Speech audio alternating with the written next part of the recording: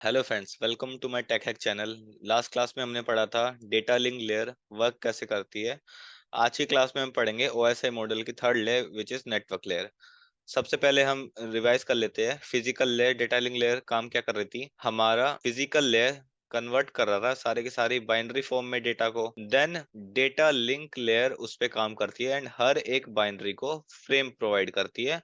Then उसके साथ sender and receiver का मैक एड्रेस अटैच करती है। तो अब नेटवर्क लेयर क्या काम कर रही है। पहली बात, नेटवर्क के लेयर की जरूरत ही क्यों पड़ी, क्योंकि डेटा लिंक लेयर में जो आपके एड्रेसेस अटैच हो रहे थे वो थे आपके MAC address, and MAC address के बिहाफ पे आपका कम्युनिकेशन नहीं होता नेटवर्क के अंदर, या फिर नेटवर्क के अगर हमें बाहर भी कम्युनिकेशन करना है तो हमारा होता है आईपी एड्रेस के बिहाफ पे कम्युनिकेशन। तो अब आईपी एड्रेस कैसे काम करता है नेटवर्क लेयर में। सबसे पहले डेटा लिंक लेयर से जितने भी फ्रेम्स या फिर जितना भी हमारा डेटा आ रहा था वो सारा का सारा नेटवर्क लेयर में हमारा छोटे छोटे पैकेट्स में डिवाइड किया जाता है। छोटे छोटे पैकेट्स में डिवाइड करने के बाद हर एक पैकेट के साथ सोर्स एंड डेस्टिनेशन का आईपी एड्रेस अटैच किया जाता है हर एक पैकेट के साथ। ठीक है। देन उसके बाद हर एक पैकेट को सीक्वेंस नंबर अटैच किया जाता है कि पैकेट नंबर 1 है ये पैकेट नंबर 2 है, ये पैकेट नंबर 3 है। क्यों किया जाता है? ताकि हर एक पैकेट को हम बेस्ट रूट प्रोवाइड कर सके। फॉर एग्जांपल, अगर मैं कोई वेबसाइट सर्व कर रहा हूं तो उस वेबसाइट का सर्वर है आपका गुरुग्राम में एंड वो मेरा क्लाइंट बैठा है आपका मुंबई में। अब वहां से इतने सारे रूट मिलेंगे कम्युनिकेशन के गुरुग्राम। हो सकता है किसी रूट पे कम ट्रैफिक हो, किसी रूट पे ज्यादा ट्रैफिक हो। उस अकॉर्डिंग नेटवर्क लेयर के पैकेट, हर एक पैकेट अलग अलग रूट से जाएंगे। तो हर किसी का डेस्टिनेशन पे पहुंचने का टाइम भी अलग अलग रहेगा और सीक्वेंस भी अलग अलग रहेगा। तो वो नेक्स्ट लेयर ट्रांसपोर्ट लेयर में आपके रीअसेंबल हो जाएंगे पैकेट्स। क्योंकि डेटा लिंक लेयर में मैंने बताया था कि हर एक फ्रेम सीक्वेंस वाइज पहुंचना चाहिए। अगर कोई मिस सीक्वेंस बन जाता है उसका तो तुम्हारा डेटा करप्ट हो जाएगा। बट इस केसेस में तुम्हारा डेटा करप्ट नहीं होगा। क्यों नहीं होगा? क्योंकि हर एक पैकेट पे उसका सीक्वेंस नंबर अटैच है। फॉर एग्जांपल, आप इसको इस तरीके से भी समझ सकते हो कि एक क्लासरूम में एग्जाम होना है या फिर टेस्ट होना है, तो टीचर के लिए कोई भी पहले आ जाए बट रोल नंबर वाइज ही वो उसको अटेंड करेगी। सेम एज ही तुम्हारे नेटवर्क लेयर भी करती है कि आपका रोल नंबर वाइज ही पैकेट को सेंड करती है। वहां पर कैसे भी पहुंचे बट वहां पे भी एक्सेप्ट किस किस तरीके से किए जाएंगे, सीक्वेंस वाइज ही। ठीक है। अब ये सारे काम करती है। देन ये हर एक पैकेट के साथ मैक एड्रेस को कर देती है रिमूव। पर रिमूव क्यों करती है? देखो, ये आपका सेंडर है, ये आपका रिसीवर है जो उसकी उसकी डेस्टिनेशन है। अब यहाँ पर भी आपके साथ लेयर काम कर रही होगी ओएसआई मॉडल की, यहाँ पर भी आपके साथ लेयर काम कर रही होगी ओएसआई मॉडल की, और बीच में हमारा वाइड एरिया नेटवर्क मतलब हमारा इंटरनेट चल रहा है।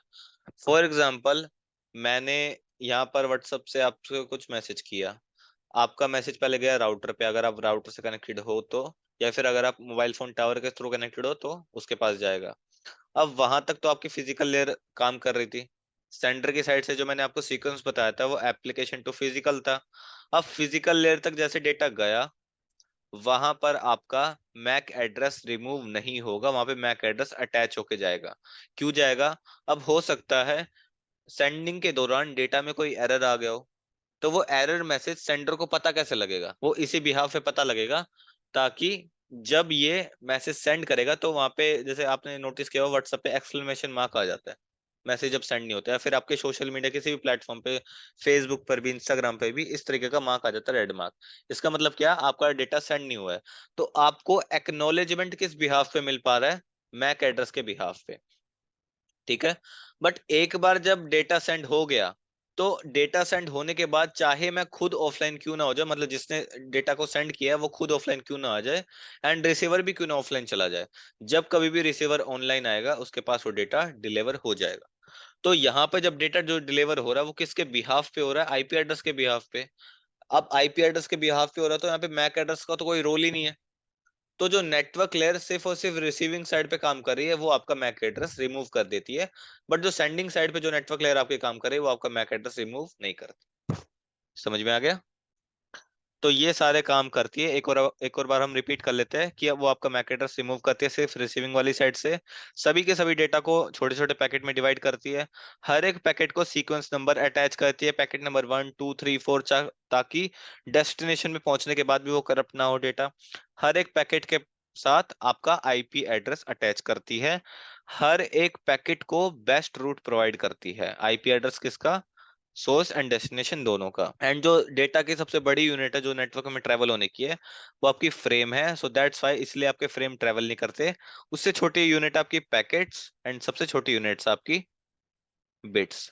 अब आप बोलोगे कि बिट्स फॉर्मेट में ही ट्रेवल क्यों नहीं हुआ डेटा? क्योंकि बिट्स फॉर्मेट में आपकी आइडेंटिफिकेशन नहीं है, ना तो सोर्स की आइडेंटिफिकेशन है ना डेस्टिनेशन की आइडेंटिफिकेशन है। फ्रेम में थी, बट फ्रेम में किस बिहाफ पे कम्युनिकेशन होता? मैक एड्रेस के बिहाफ पे कम्युनिकेशन हो रहा था।